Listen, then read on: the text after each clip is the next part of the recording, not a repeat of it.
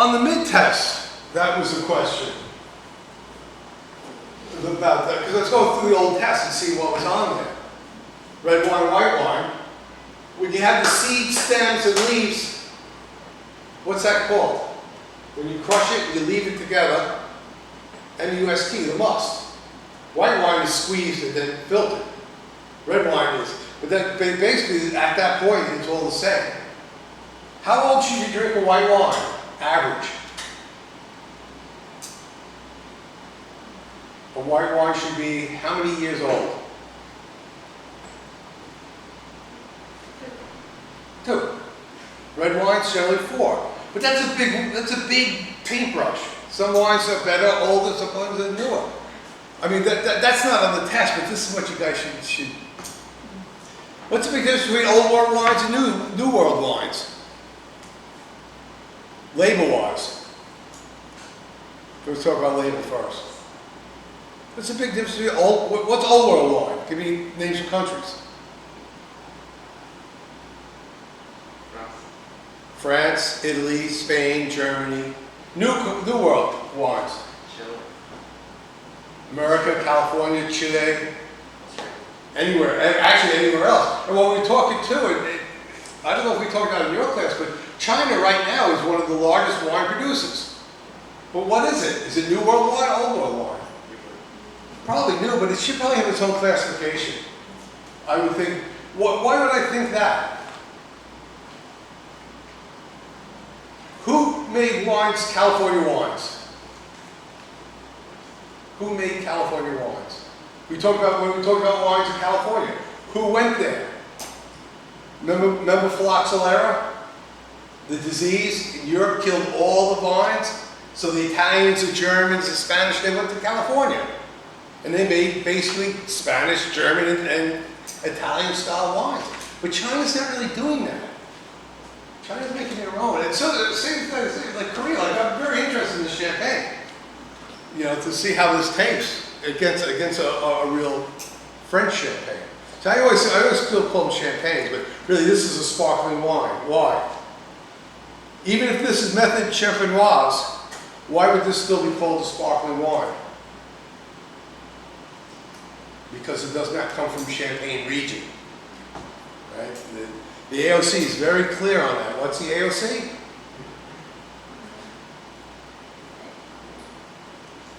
French governing body. And what's it that dictate the law? So they're the ones who say that. Now, this could say champagne in it, but you can't sell it in Europe.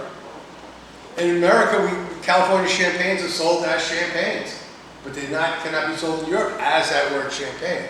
Because most people recognize champagne as, you know, sparkling wine, champagne, which sounds nicer. Champagne, right? It just sounds nice. Sparkling wine sounds good. And Italians make some good. The Italians do one thing they do. Asti Spumante is a very nice sparkling wine that's done champagne method-wise. What else? There's some anchor grapes. Vinus vinifera is what? Vinus vinifera is grapes used for winemaking. Name some anchor grapes.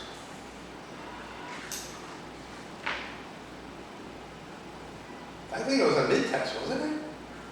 Yeah, that was on mid-test. So that's an easy one. Somebody please just tell me Chardonnay or Cabernet Sauvignon or Merlot, you know, Chenin Blanc. Well, anything we had was an anchor grape. And there's really 12 varieties of them that are commonly used. Now, we had some unusual ones too. They're coming up more and more, odd ones. Cremera, we had a Cremera blend, which was interesting, I thought at least. It was good.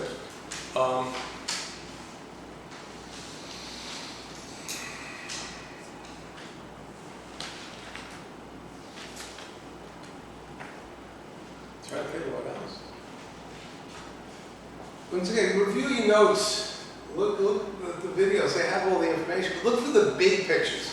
I'm not looking for little ones. You know, that's the small ones. I had a question, I thought it'd be a good one, I can't remember it now. Oh, take out your phones. A lot less showed up today than I thought. See, I was telling him, you know, if you miss class, it doesn't matter that much. But obviously, it's gonna show up at test time. Because this is, you know, I'm basically telling you what's on the test right now. Everything I say, so, I mean, make notes. What's, Cru Classe? And Grand Cru. What's Grand Cru?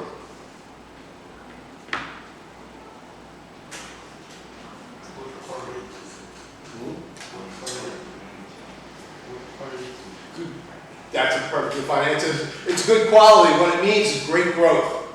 It means that vineyard's been making wine for hundreds of years. Good quality wines. Grand Cru. Cru Classe? Grand Cru. Cru Classe means they've been making good wines for a long time. Grand Cru means they've been making great wines for a very long time. And in the videos too, I point that stuff out. So.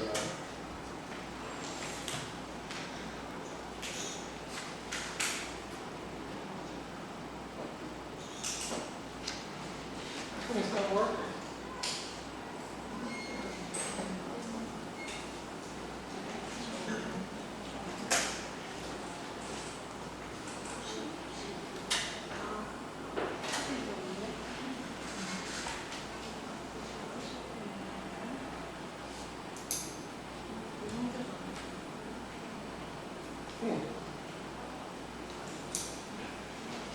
What shows up? Oh,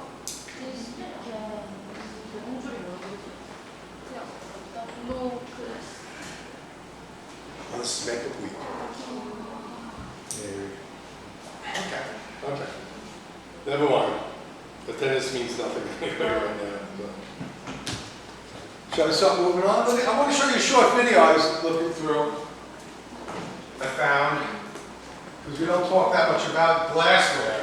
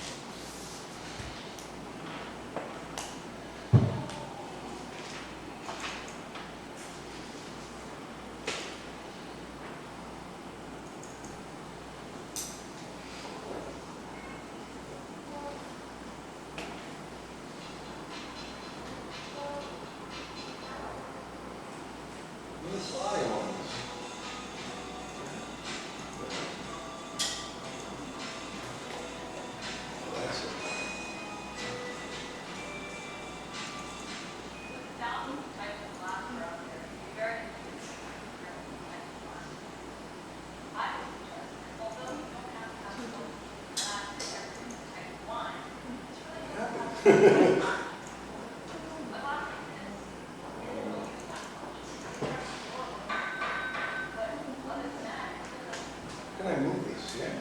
No. Does that move? No.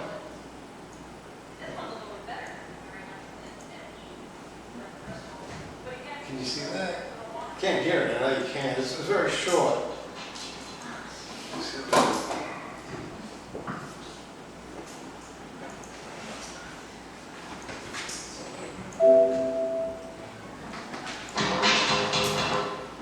Just to preempt to what I'm talking about. In class, we really don't talk that much about glassware because we don't have a lot of good glassware in this class. We really don't.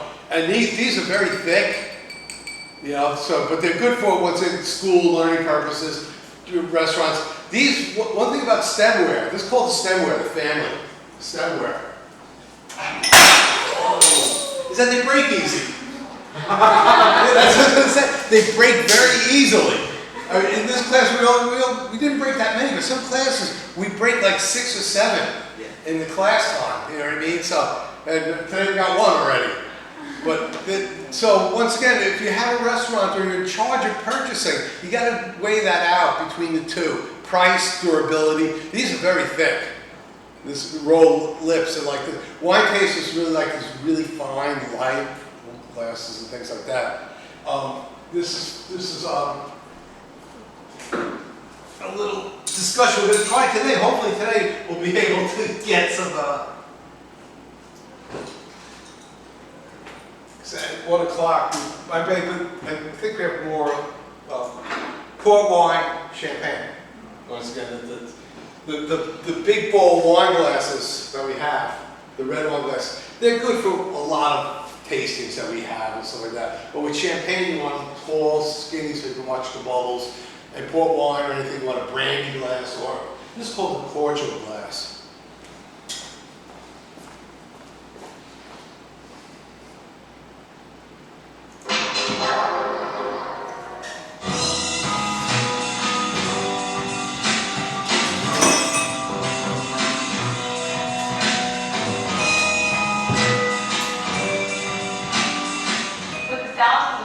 Glassware out there, it can be very confusing trying to figure out what type of glass to use. I would suggest that although you don't have to have one particular glass for every different type of wine, it's really good to have the best quality glass that you can afford. A glass like this isn't really useful for much. It's incredibly durable, but other than that, it really doesn't give you a wonderful experience. The top of it is rolled, so it doesn't feel very nice against your lips. This one's a little bit better. It has a very nice thin edge. It's lead crystal, but again, this holds very little wine. And it's not just because I want to drink more, it's really about being able to have enough wine in the glass and allowing the aromatics from that wine to sit above the wine in the glass. That's why the front of the glass is tapered to hold in all those beautiful aromas so that you can put your nose in and smell them. So I prefer a glass that has a little bit more room so that you can fill it a little bit and allow those aromas to dissipate from the wine. These glass.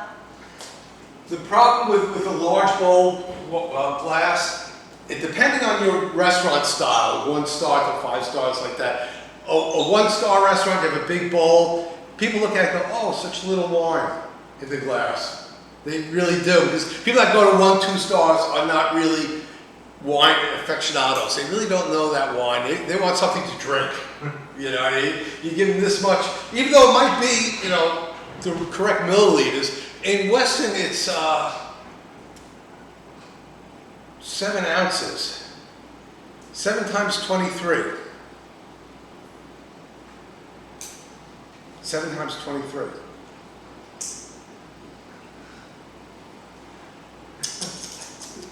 In high school, you guys, you know, how many milliliters is that? The 1 ounce is basically 23 milliliters. So 7 times 23 is?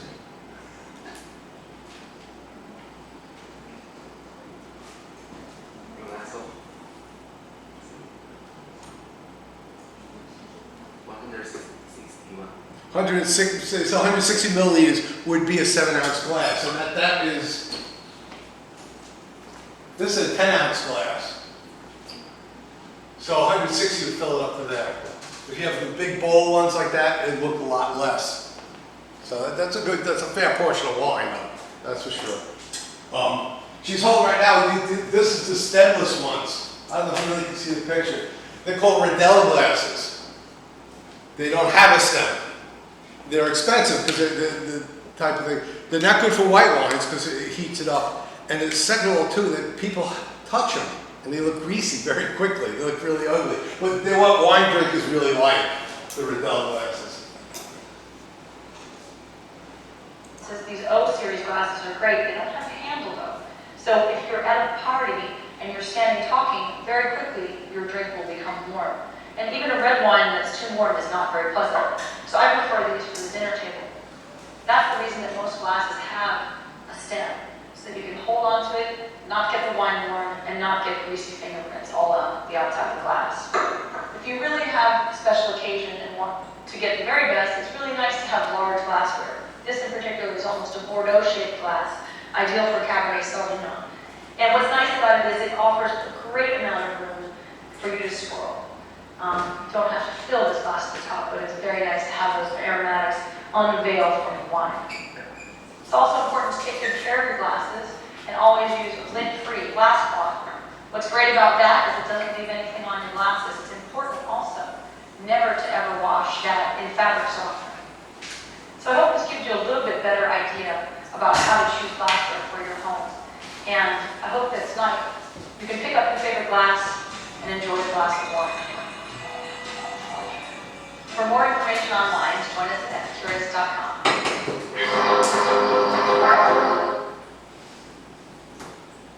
Can't find a brandy glass. Brandy glasses are good for port wines and things. We used to have many. We have a lot of Martini glasses back there. One thing too, another thing I really don't talk about are these types of things. You know, I personally, I don't like this. It looks cheap. They come in metal and things like that. And the problem too is that it takes up too much space on the table. Something like this they put on the table, it's a little too big. If you the four top or something like that, it's too big. This is for decanting really old red wines. Nothing we had in this class warrants this, and I don't think anybody really, unless the wine's like 75 years old, it needs to be decanted, is that they pour it in here and it's left for an hour or two, and then it's poured out again, and here will say all the lees. Remember the lees in the champagne? The Cerveti that's left over in champagne making, L-E-E-S, lees? Well, same thing with old red wines, is it settles at the bottom. They pour it in here, let it aerate for 2 hours, and then pour it out and leave the basic Cerveti on the bottom. But once again, I never had a wine that expensive. I never had a wine that old that really warrants decanting. That's what I'm talking about. And these things I think just look cheap anyway, so that's why we really don't do that. So grab 2 glasses. Or grab 4 glasses. See if they're open downstairs. They should be open soon. Plus, we're supposed to get some crackers too.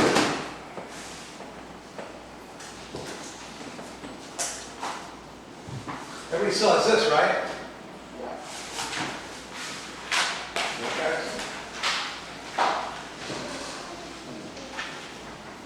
Because some of the terms like we use a lot, like mouthfeel, body, heady. What's a heady wine? Heady. And we use the term a lot. Heady. Red wines are heady. They go right to your head. Yeah, well, last class I turned flush. If you remember, I was turning red from the red wines in that. Mouthfeel. Like with the white wines, we had a buttery mouthfeel, right? That it has a good thick body to it, sits well on the tongue, right? What other terms we use? Aroma, nose, bouquet. The common words. Let me pull up the chart. Now champagne and port wines, they have their own tasting chart.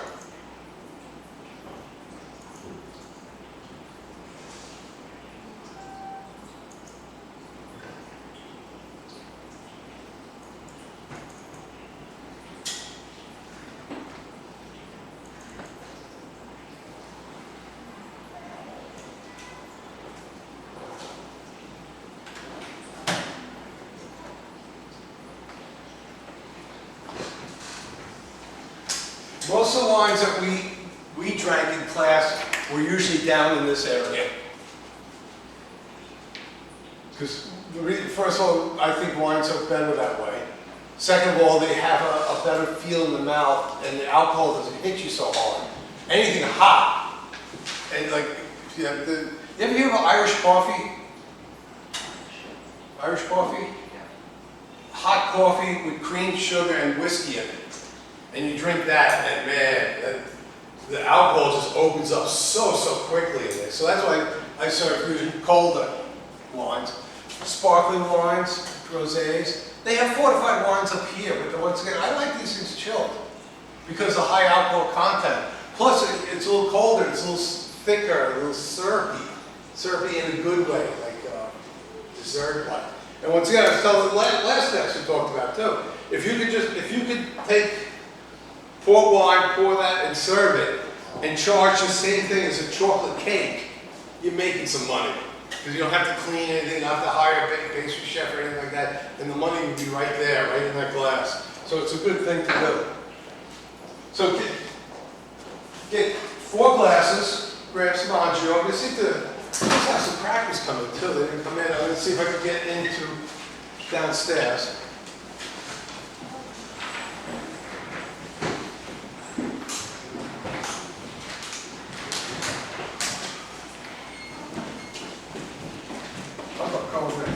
Oh no, get glass. Get yourself glass. Take glass first.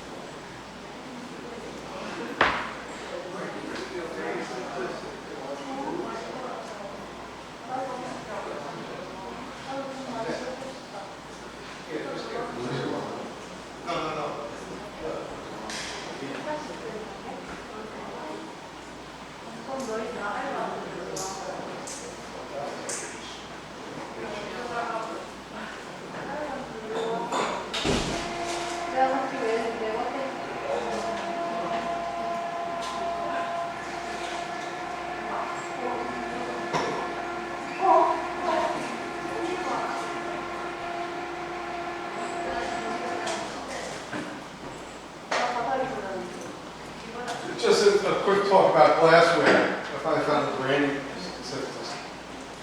This is an Irish coffee glass. It's very thick because it's made to hold hot coffee, sugar, cream, and whiskey. Yeah. Once again, I think Irish coffees would be good for the Korean taste in the wintertime. Except it does make you bing bing really quick because of the hot in there. Because you guys love coffee, like, you know, it has that coffee mix with, you know, it's that sweet. It's German does sweet. And this is a brandy glass. But this actually has a little odd shape to them. This is from the, what, Paradise Hotel? No, Green Beach. Grand Beach Hotel? Okay. Because generally with these, that's how you fill them up. You pour it into this point and this point, and you tilt it up, and that would be a portion size for it. And we've got tons of name? Martini Glass. Really, but you can use other cocktails, but it's really a Martini Glass. And then we have a Margarita Glass. Right? Margarita, a rum-based drink, frozen, right? Usually sugar, salt on the rim, that type of thing. But these are usually used for one thing only. Where you can use a Martini glass for almost Manhattans, almost any kind of Rob Roy's, any kind of cocktail can go in it. They're very small. As you see, volume size is very small, so this is fairly big. This, a lot of times, places I use desserts, ice creams, like nice, couture ice creams. They work quite well in there. But that's about it we have. We don't have any of them. Oh, here's. Now, this is not really a champagne glass, even though it's shaped like it. You know what they call a champagne glass. It's also not the right shape. It should be a little bigger and things like that. But good champagne's never served in this. This is an American thing. You can see the difference in the shape of the glass. Okay, without even seeing. That's an odd looking shape, and the bowl and everything like that. I wonder which one holds more.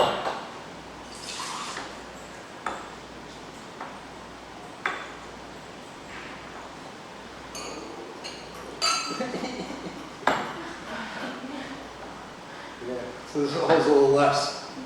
But that's how the portion size should be, like that.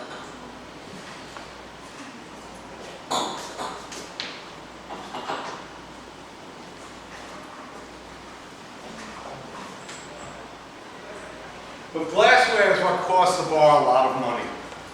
First of all, the different varieties of good quality. Okay? Oh, sorry.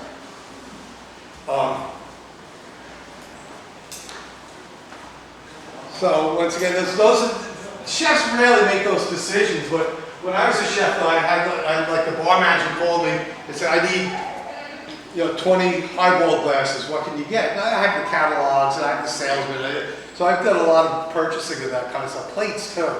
Plates are very expensive, but they last forever. Okay, where were we? Oh, you got the board. Can you wipe the board?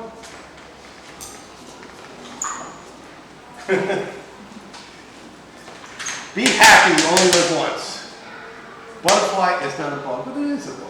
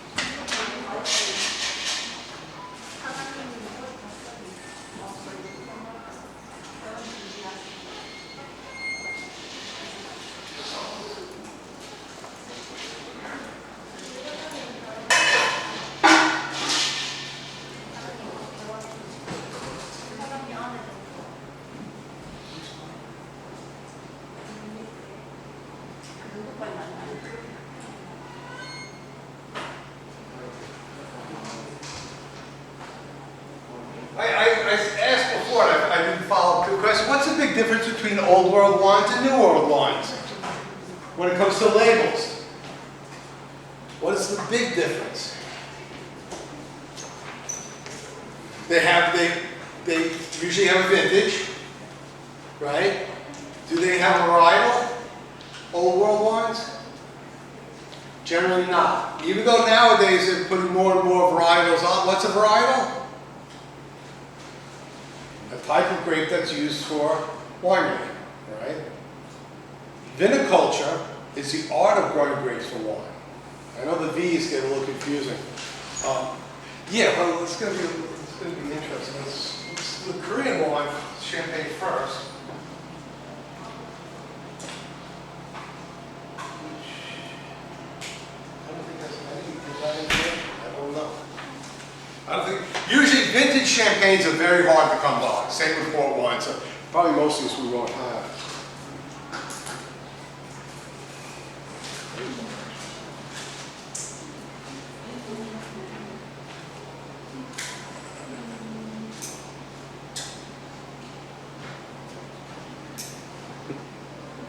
Probably. Yeah, this has the manufacture date on it, which I don't know if we could really call it a vintage. I don't know. It's kind of interesting manufacturing, but we'll call it vintage. Varietal, I don't know if it's the same. What grapes are usually used for champagne making? Chardonnay. Chardonnay is the most planted grape in the planet. Chardonnay is a lot of things made with it. Is it varietal in there? Just out of curiosity. Yeah, so put ND.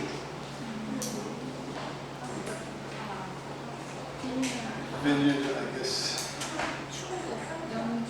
Okay, right in Korea. And the vineyard, I guess, is Cigarro, isn't that? This name? Probably, yeah.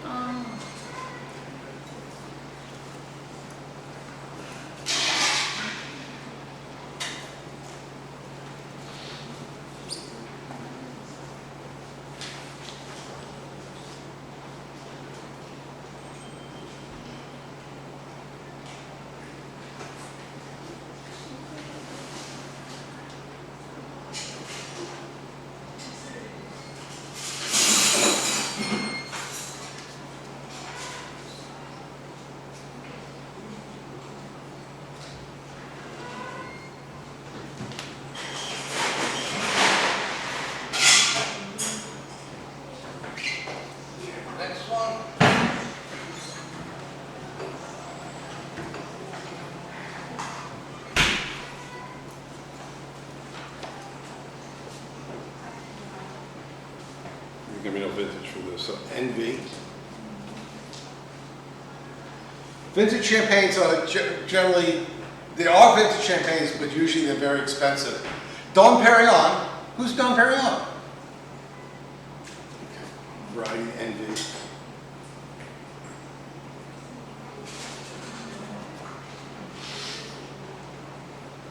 Vineyards Empire France. Oh, here, Empire France. The city name. And then Moët Chandon was there. Yeah, that little tiny. Who was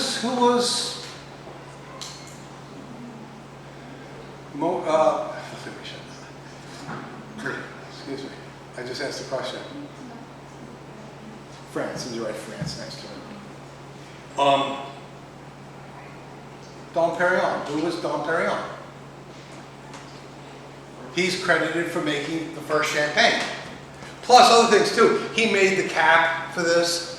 Allegedly, he invented the screw press, which that was a big step.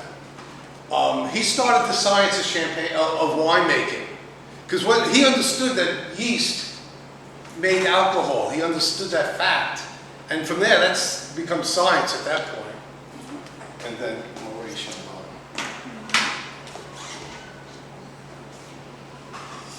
Now this is made the classical method. Moët Chandon is probably the most well-known brand. Dom Perignon is probably the most expensive, and they make a lot of vintage champagnes don't carry on. They focus on that. But each bottle is probably, at least in dollars, like $150 a bottle for wine. So it's very expensive. Okay. Now the port wines and sherries are very different that way too.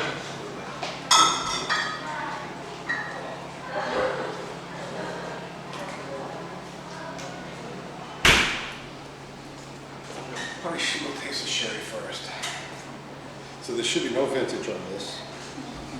Envy, yeah.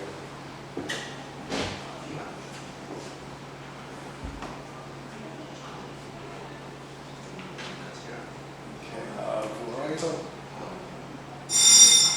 They've been doing it a lot.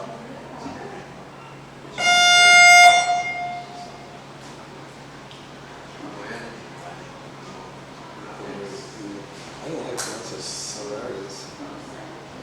Yeah, this sherry. No, that's so just put.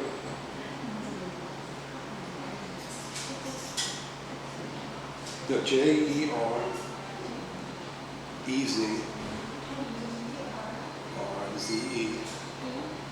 EZ, and then put a slash. X, no, right here. XERES.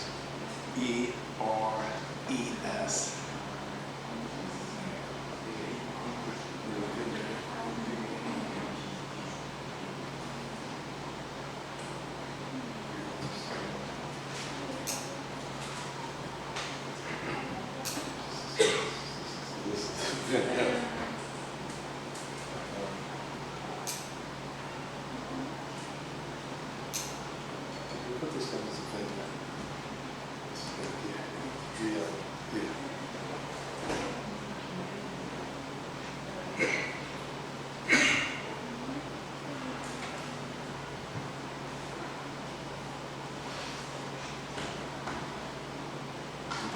This we'll just use the name here.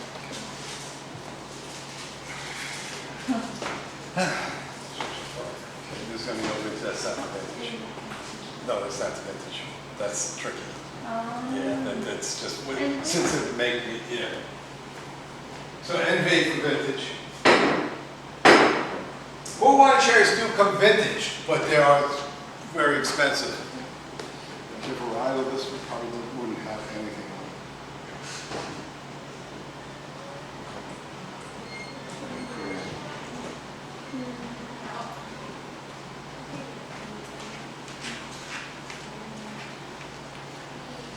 And envy. Porto Cruz.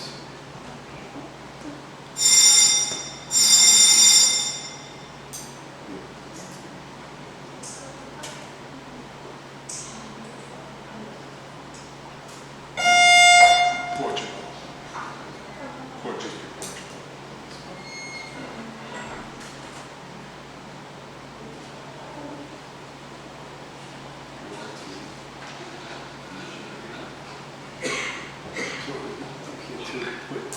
P-O-R-T, port, and sherry, S-H-E-R.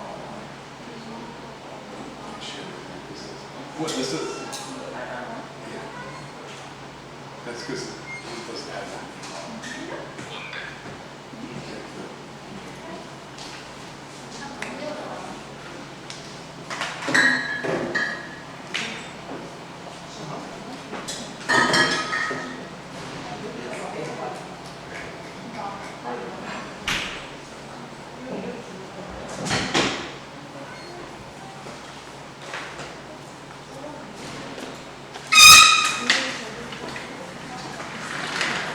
Fortified wines and champagnes or sparkling wines, they have their own classifications. So you can see there's a lot of NVs. You generally don't know what the varietal is. It's interesting the sherry has the varietal in there, but generally it doesn't. If you remember how sherries are aged, the Solar method, many barrels, many mixing, many years, it's really confusing. And that's why I don't go into it that much. But the Solar aging is an average age. They'll take a 10-year-old sherry and a 5-year-old sherry, put it together, and call it 7 years old. They do that kind of aging, which is really strange.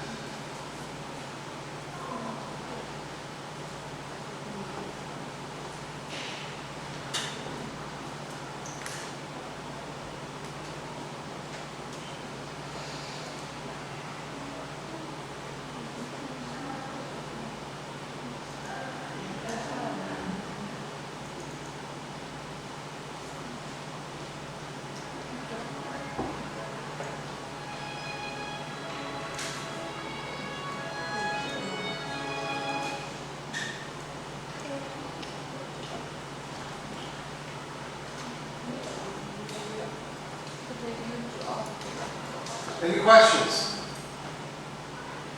This might not be the vintage. But once again, I really know nothing about this champagne, or sparkling wine, I should say. That's a manufacture date. Usually if it's vintage, what does vintage mean? What does vintage mean? That's a good question. It's the birthday, basically, right? But it really means just from that 1 year. Most wines are blended from several years. That's only because they want to make the same wine every year. You know, so that's why vintage wines. When it comes to expensive like champagnes or port wines or sherries and stuff like that, port wines are vintage, but they're very expensive just from the beginning. I don't know, that was going on in my building before too. I guess I could check and everything.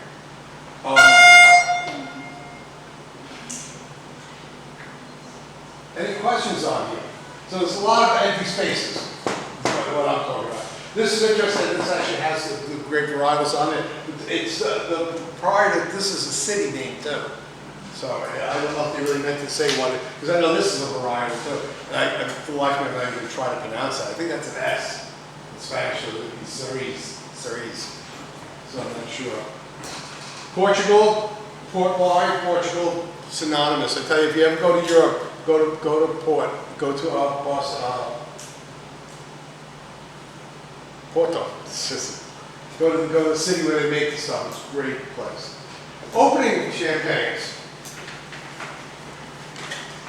Now I've done this almost every year. I haven't done it actually. I'll be honest with you, I never did this, but I usually have a student do it, and it works.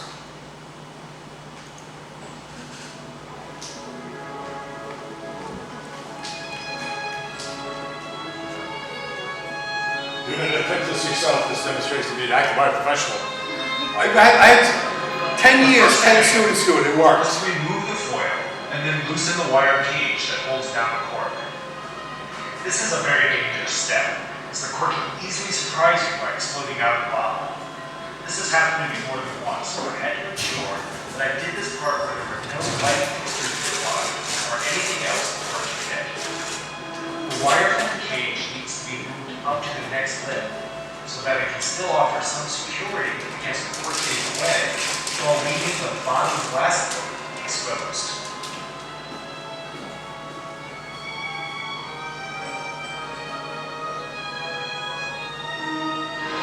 I'm just using a basic kitchen knife along with a heavy back edge. I never strike the bottle with a sharp edge, I just hit the bottle with a single quick blow. Finding the seam of the bottle, shown enhanced here for the video, is the whole trick. I just have to run the knife flat and strike the lip. The pressure in the bottle will take care of the rest. It works.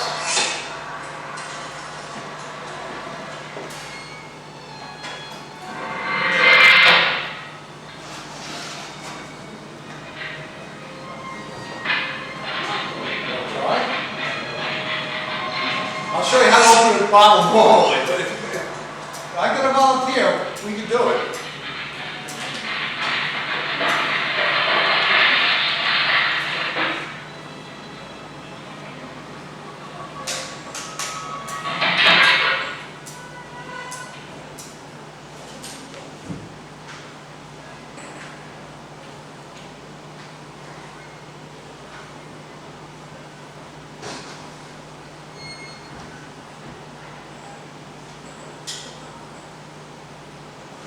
Champagnes, you see, but you don't swirl. You sniff, you sip. You don't really slurp or swish. You really just drink it. Because if you slurp it, you got all the bubbles in it. It doesn't do it. You swirl it, you're going to kill the bubbles. So it's a little different. To open it up correctly or in restaurant style, right? It's the same thing with any kind of wine. Usually, somebody will bring the wine bucket, busboy will bring the wine bucket, and the sommelier will bring the champagne. Show the champagne. Actually, I should turn this down.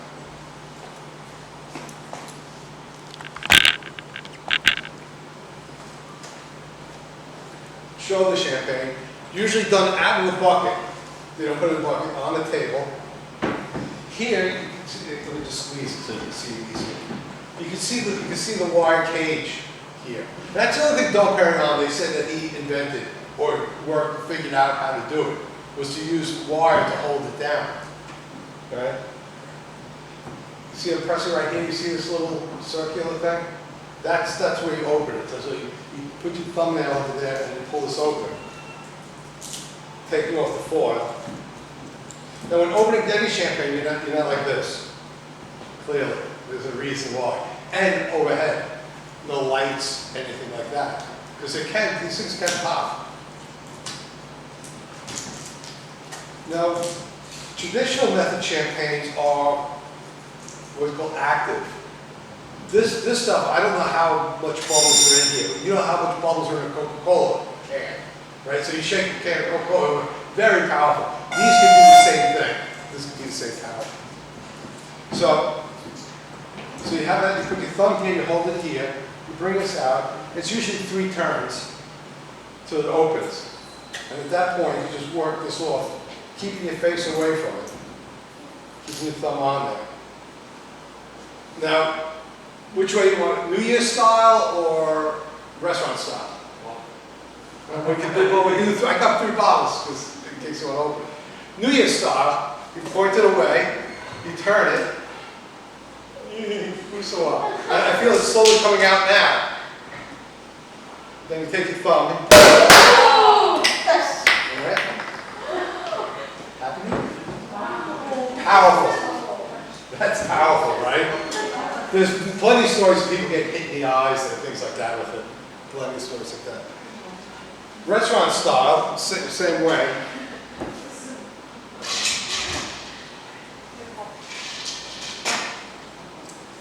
Presented. Does anyone want to open this?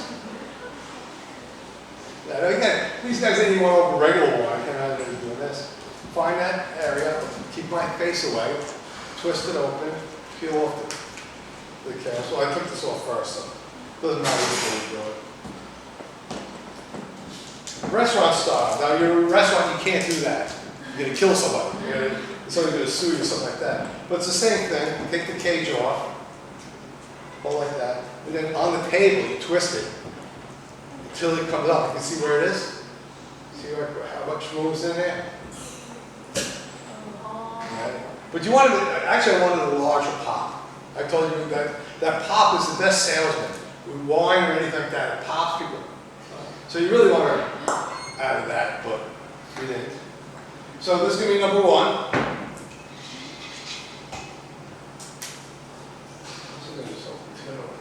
Yeah, pour number 1 glass. Number 1 glass. You got this right. So you have to confuse.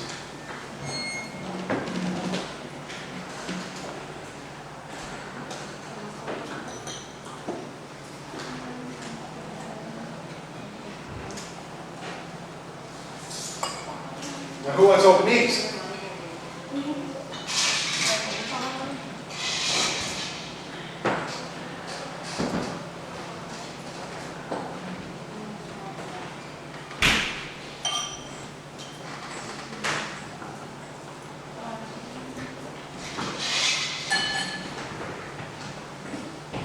This on the bottom of the bottle, it's another thing they say don't carry on it. It's called a kick. A kick. And then what it does, it makes the bottle stronger. It gives it strength. Once again, same thing, you push it in until you can see the ring. There's the ring right here. Okay. Take off the foil. Once again, don't put it on the table. Put it in the pocket. 1, 2, 3, 4. Well, 5. This is 5.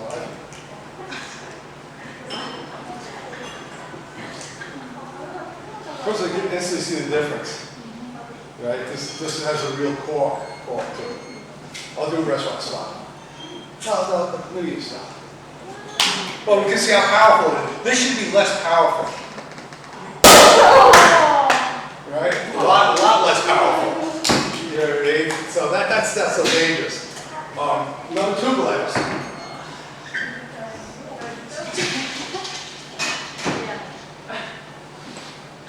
Is that done? Is that done? No. Okay, I'm not just that way.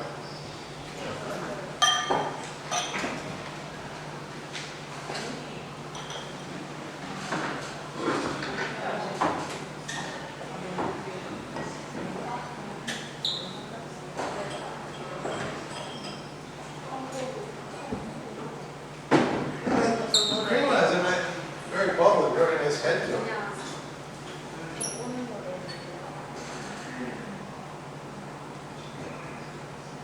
You see the color difference?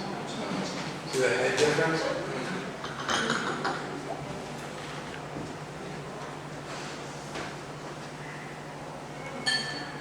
Looks like the second bottle. Who wants to open it? I'm tired. Somebody open it. Stop. Come on, guys. Somebody. Lori? Alright. You guys are no fun.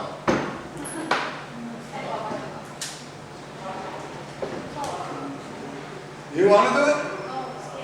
Yes? Any guys? No, I don't know. If you get a job, this chef says going to make a champagne volute. Open up 6 bottles, you're going to go, I don't know how. I'll watch a video. Well, you guys learn how to do this. I worked with a guy who worked on a cruise ship. He's from Venezuela. He could fold a napkin like 150 ways without he just do it, because he's done on cruise ships, I like that. Plus with champagne, he did a lot of that. Which way? Restaurant or New Year's? Restaurant. New Year's. Boys, ready? Yeah. See if we make a distance here.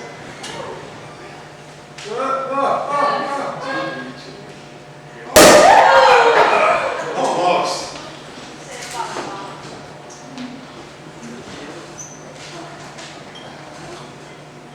Well, that has a nice head. You can see with Gloria the difference in the head.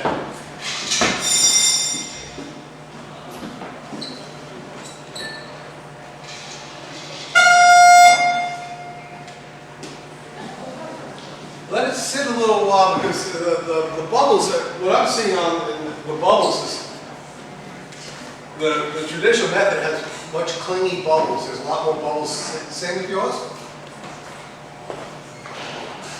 Yeah. And it's slowed up. You can see the bubble, how they rise up, where the bulk method is going straight up in the stream, where the champagne ones are kind of very slow in several different places. Give it a sniff. Number 1. Let me put it to chart. Interesting smell.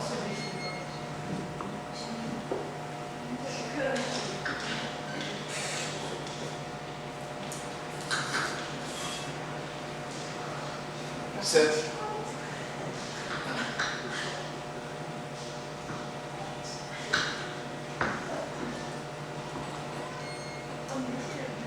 Something unique in there. Something different.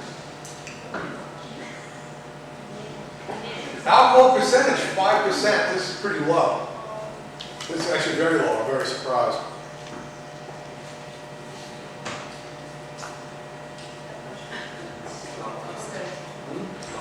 Plums, or Mayshell, right? Yeah. Is it? Does it say it have Mayshell in it?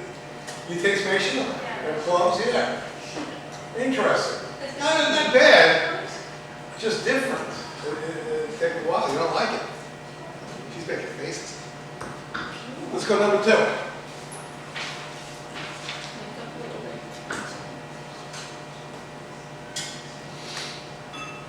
Much different scent.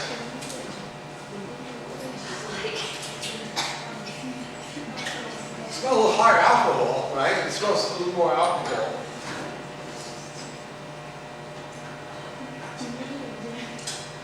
It's 12. As much as still wine. 12. First one's 5. This is 12. So it smells like alcohol.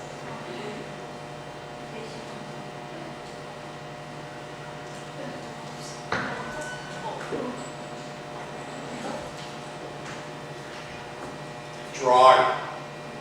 Right, yeah. Actually, because I should have guessed the Korean one was going to be sweet. I didn't think. We should have actually reversed the order. Because once you have sweet, it's hard to go back to dry.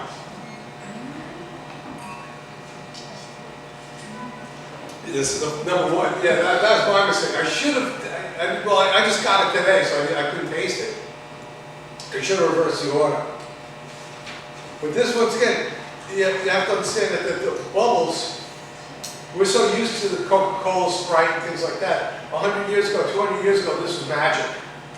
You had effervescent, bubbly stuff without being bad.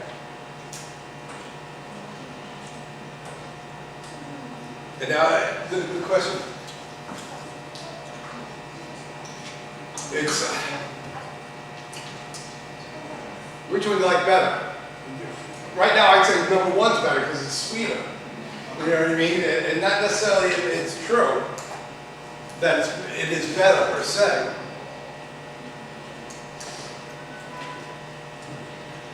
I mean, it has a mouthfeel, it has a good finish. It's actually not bad. This is not that cheap. Let's talk about price. How much for number one?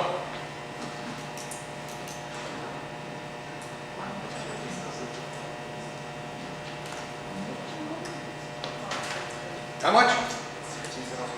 13,000. Up. Down. Put it up here. 28. Whoops. 28.5. Imam Palbeck one, right? Yeah, which is fairly expensive, I think, for that style. I wanted something cheaper. How much for this? 30. Now, the comparison now is not very fair because we had the sweet wine first. This is what he sold me. This is actually a very good price. Costco has it for 50, 52. So this is what the Jogo told me, and I said, "Do you really?" He goes, "Yeah, but I don't know." He might not know himself. Yes, this is what he gave me, so I don't know. You look online. Look online, Korean site for Moe Chandon. Just type this in.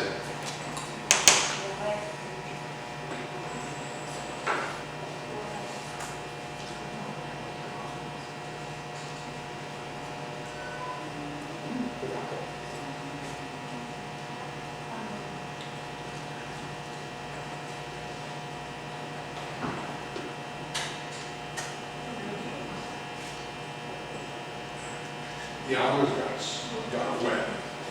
The almonds. 80? 60. Yeah, that's like Costco for 53. This one's a Jogo game. So, I don't know. No. It's the same variety. I don't know. When you were in class, I went shopping. So I knew all the prices. Then I give him an order and he fills it out. You find the same thing? You find price? So what you found? 60?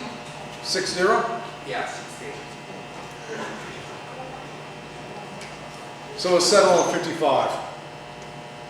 I don't think that's the right price. It's not that considered a cheap champagne.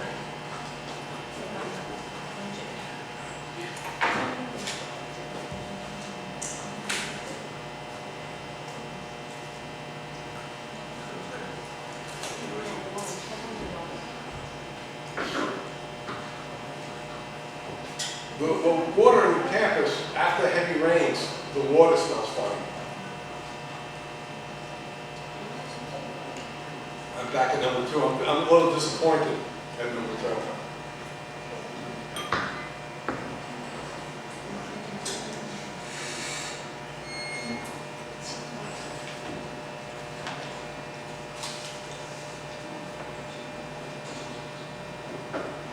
You want to let's take a 10-minute break. Okay. The design system. Who wants more Anjou?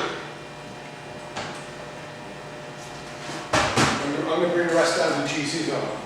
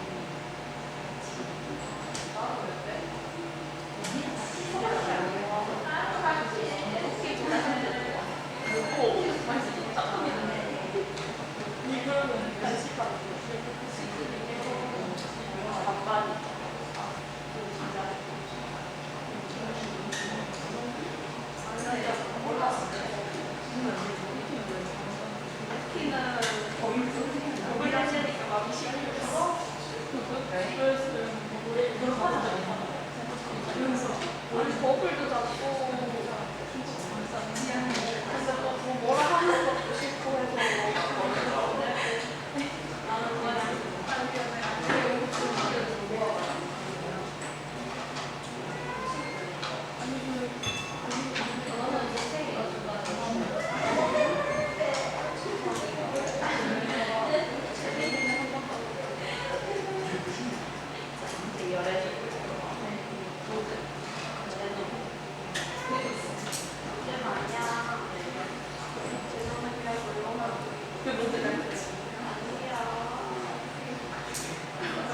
제노가 자기 너집이랑 보고 싶다고 했거든. 저기 또 떨어졌거든. 정신 차리고 갈 거야. 아니 이름이 제노가 바뀌었나? 분명히 제노. 그래서 구수하게 부르고 싶은데 저녁 구수하기라고 굉장히 이랬잖아. 되게 막 혹시 정말 구수하다 이거.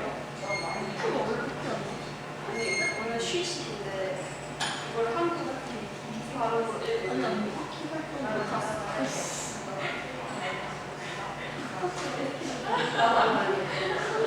기가 친구가 있다.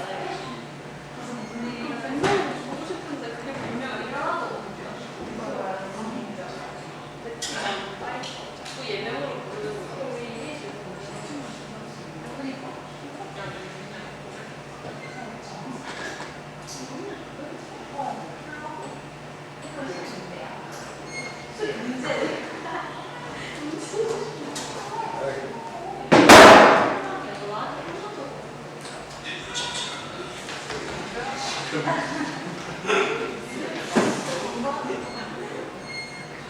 Well, personally, I'm very disappointed at the way Shandong.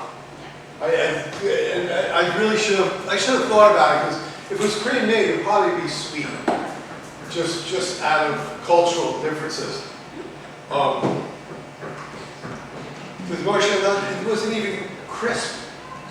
It tasted sour because we had something sweet before, and that's what not really what a good champagne is.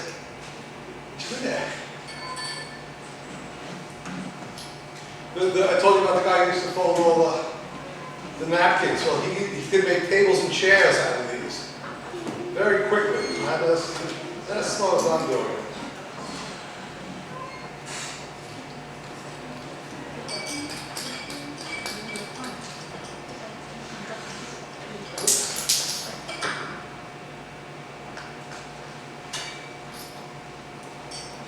You can do it very quickly and very nicely, obviously. Not a lot of practice. But you make tables and chairs.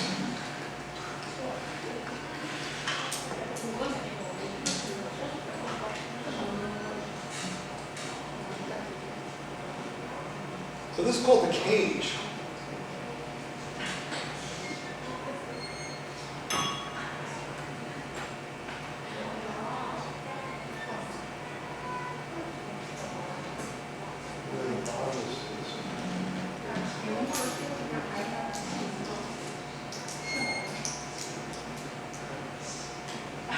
Make such nice ones.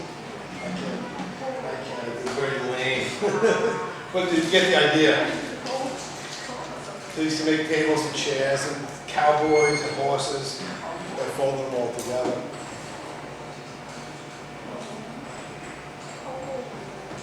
So even the Moe Shandong has a serial number on the bottle. So like I say, generally that's what I say, it's disappointing in flavor. This is a weapon that popped out really hard.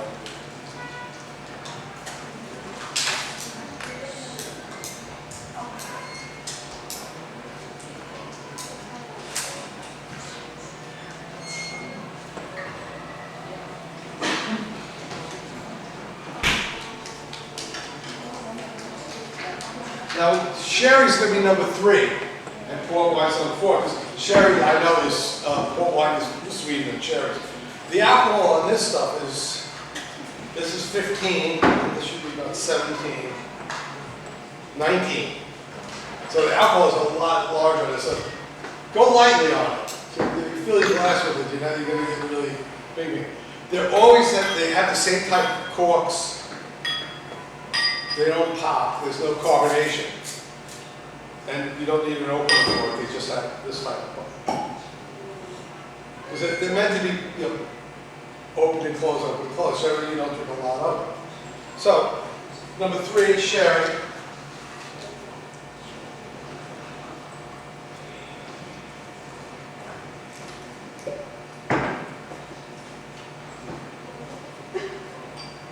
Have you ever had port wine? Port wine? Anybody? Sherry generally not. Sherry's, not too many people drink sherry. Not too many Americans drink sherry, I should say. It's a very European drink.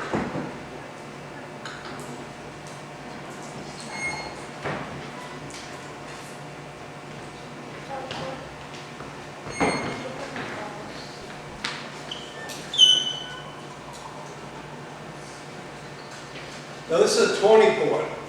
This says tawny. And if you remember on the video, tawny is a color. It's color. This is aged in wood. If it's bottled, because that's one thing about port wines, is that they can be bottled aged. And bottled aged port wines are very, very red, like grape juice red. This has a little more brown because it's aged in glass.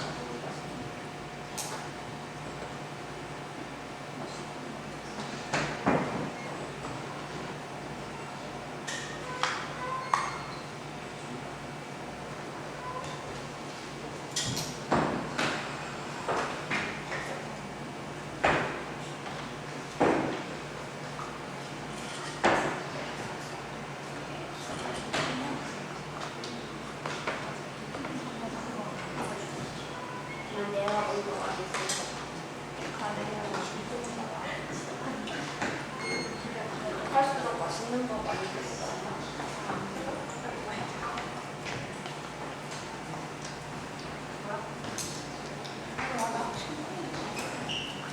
As with wine tasting, these have the same, no, you can do the same numbers.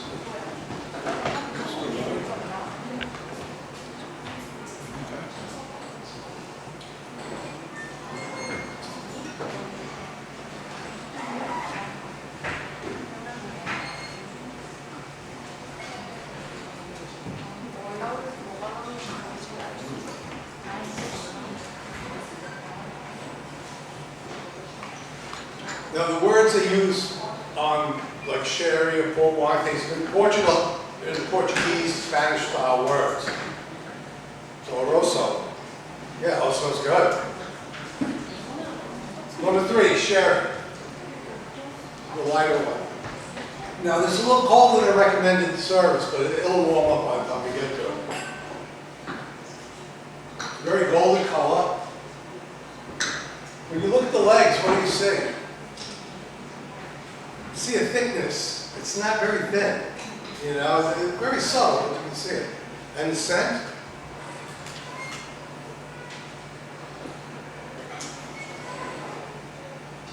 It smells good to me. Sherry's good for bakery people. Sherry's really good in a lot of pastries. In Western style pastries, sherry's used a lot.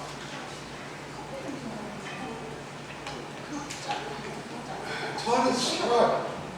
You know, it smells like an old apple. Not a rotten apple, but an old apple. An apple that's been starting to shrivel up a bit.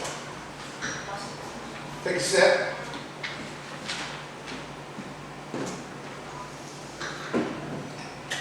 That's a nice sherry. That's a nice sherry. Has a nice mouthfeel, has some tannins to it. It's a higher alcohol. I still get the apple. I get a second smell.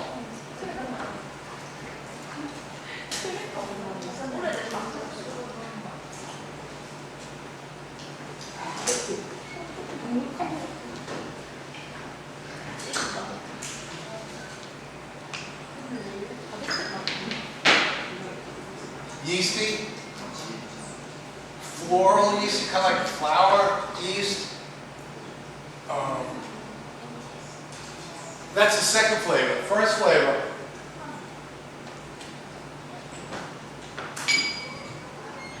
There's like apple skin. There's like, yeah, apple taste. A little bitter. But once again, we used a lot of sweet things. This actually is a good, there's a lot of complexity there. Long finish. It stays with there. It's not so sweet. I don't know what a little sweet about it. Maybe that champagne really, the first champagne might have killed our taste. Really.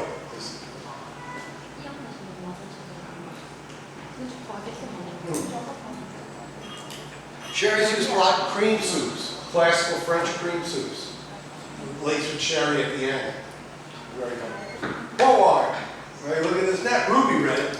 We had a lot of red wines that were just bright red. This is a little red brown color. Looks a little thinner than the sherry. What kind of nose? What? Why is she going? What kind of nose? Big nose, small nose? Yeah, or zero. I don't. Very, very small nose. Compared to, the sherry smelled really nice to me. Really, really good. You okay, girl? Go home. Your job to watch her, you know that. You're responsible. Take a sip.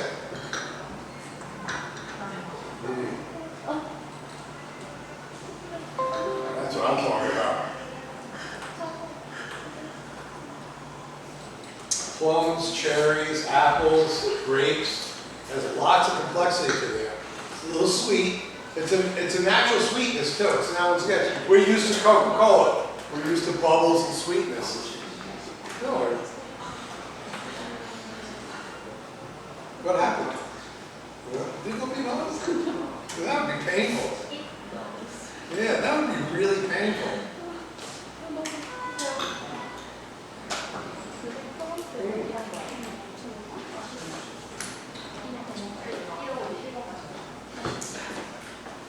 Honey?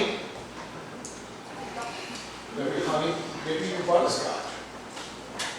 Caramelized flavor.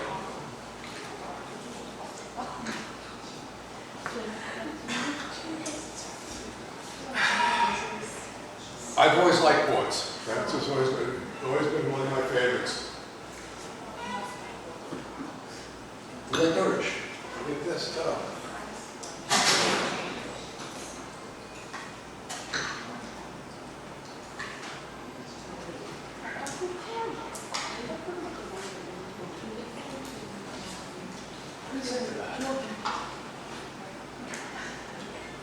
Dried fruits, fruity dried fruits, raisins, prunes.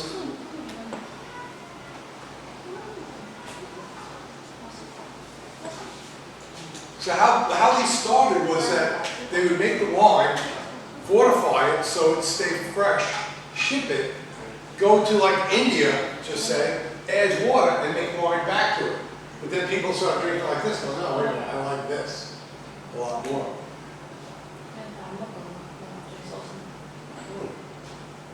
Let's talk price. Joe, give a second to me. Well, that's easy. How much? Don't forget, consider it's higher alcohol, twice as much as, higher than beer, 3 times higher than beer, but higher than wine. Usually it's aged. All sherries must be 2 years old. To have the name, to come from Porto and to say sherry on it, it has to be at least 2 years old. So that's something to consider about price. So how much for sherry? Oh, no, now. 30. Which is a fair price. That's a fair price. Once again, Europeans drink it, Americans don't drink a lot of sherry. It's not very, you pour wines, fortified wines on it. You go to Italy, you ask for a martini. What is a martini? Do you know what a martini is? Just for curiosity. Do you know what a martini is? What? Gin and vermouth mixed. But vermouth itself is, what is vermouth? That's a fortified wine. So if you go to Italy and you ask for martini, you're going to get a bottle of vermouth. Vermouth started out as medicine, yak. It was first started out like that. And now with Bic Seju. Bic Seju, right? Seju? That has a yacht taste to me. You know, when I taste that, let's get that's like that too. And maybe that's how it started. How much for the port wine?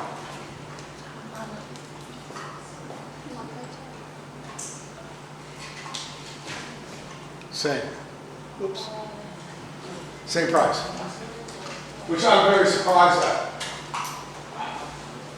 Which one between the fortified wines, which two do you like better? I would think the port. There's a lot more flavor to it, a lot more, just a lot more to it. A lot more complexity. It's a good sherry. It's a nice sherry. It's a really nice scent, but not much of a flavor land. This is not, we definitely didn't do a fair comparison on this. I should have reversed these and we'd have a different opinion about each wine. Once you have the sweet champagne, that's it. You can't taste anything else but the sweet. It's really, really, really different that way. But the smell of the Korean champagne, it's not bad. It's just different smell. It smells like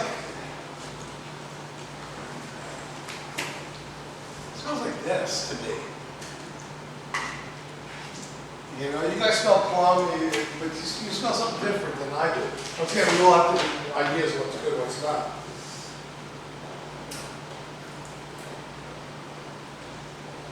Take a while to get used to it. It's not bad. Any questions on finals? Basically everything we just talked about today. Really, it's not that difficult. Review the French wines. All right? But you guys should know like what a varietal is. So those basic things you know. By now, I'm sure you could read a label. We don't have any wine bottles here.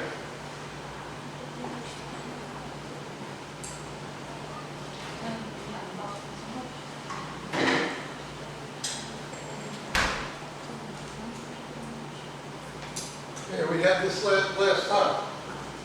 This is actually very good, this Pinot Noir. Actually, really, New Zealand wines are really were excellent. I was very surprised. And they have, most of these have these screw tops. Australia and New Zealand, they really go for the screw tops. You know, you can see this is a substitute. This is expensive. And once again, a lot of these guys really put the good wine in there. Cheap top. What's the big difference between old world wines, new world wines with labels? What? Varietals. Old world wines generally don't list what varietals are there. You buy a Burgundy or a Bordeaux, you're going to expect, like Bordeaux, if you know wines and stuff like that, is a Cabernet Sauvignon Merlot base. That's the way they do it in Burgundy, right? Bordeaux has more Merlot than Burgundy, but it doesn't really matter in that aspect. But New World wines always do. Let's see what else.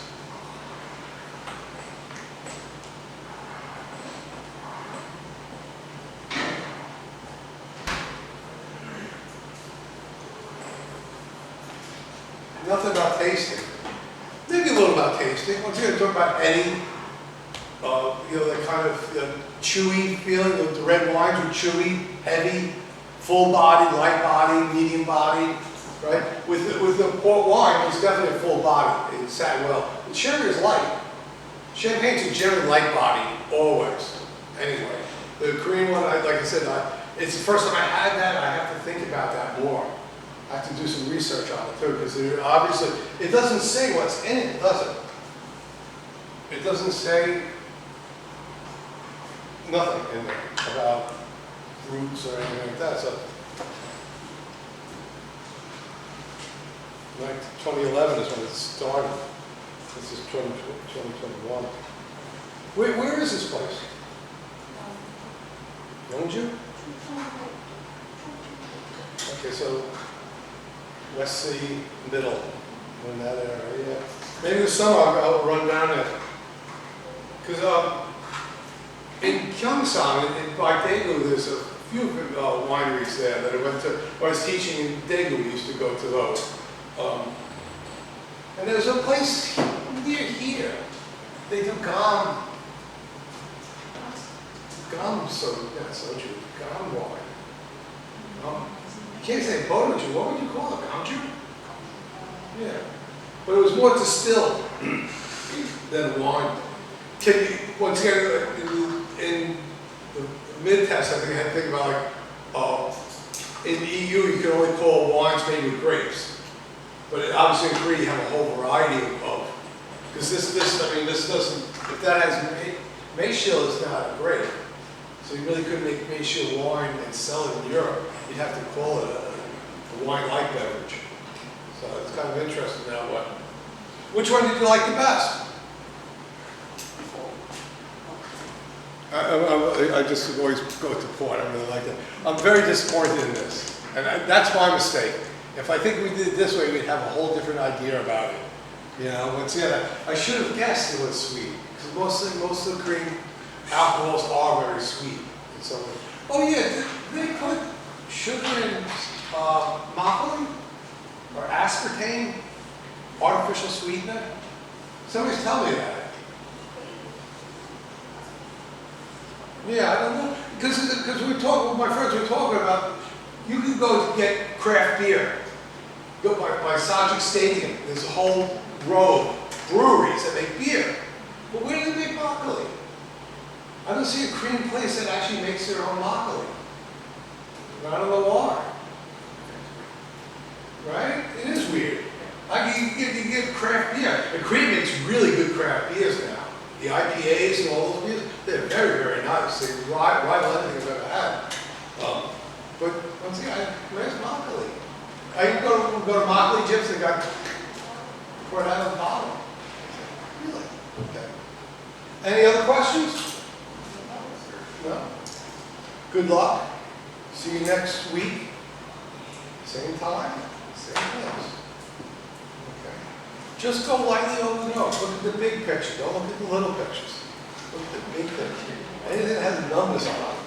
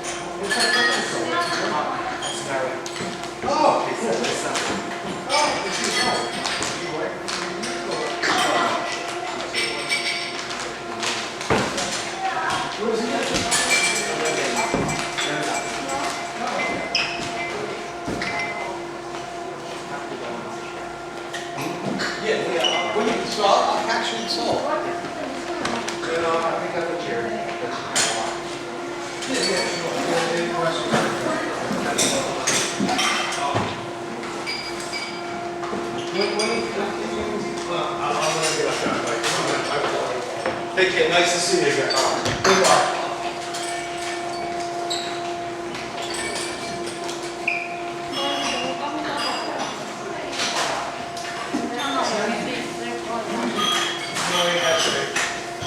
He's multi-played. Yeah, he's very It just tastes like a little Chardonnay.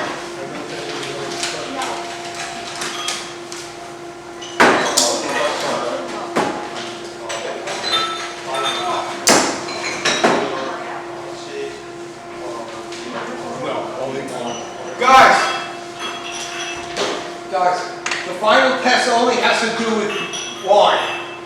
You have videos like on cheese and on beer. You take none of that, just wine. And basically what I talked about today. Basically everything I talked about today. French wines. Yeah, pretty much. So what I talked about today.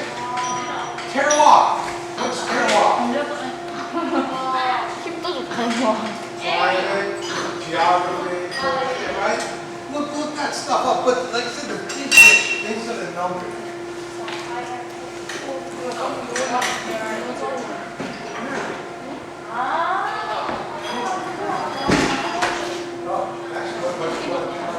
My full name is John Matthew Walker. I came here early. Everything's like this big. Somehow you can't. And like I have to put my name.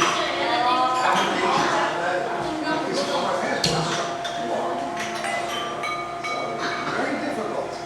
Funny question. Bye-bye. Take care.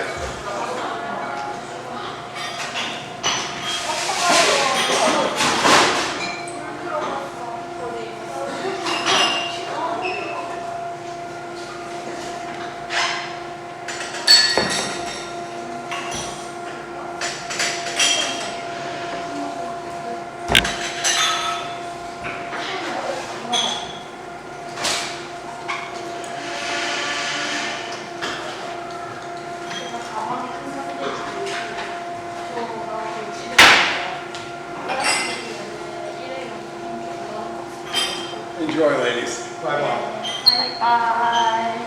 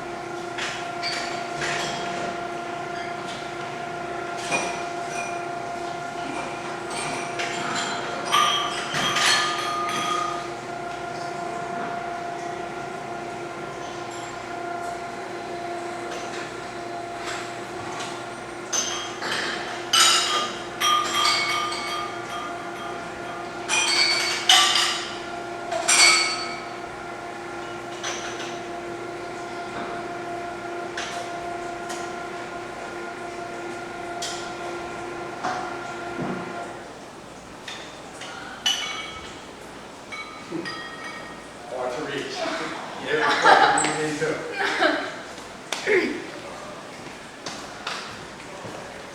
Okay, guys, see you next week. That will be a wrap.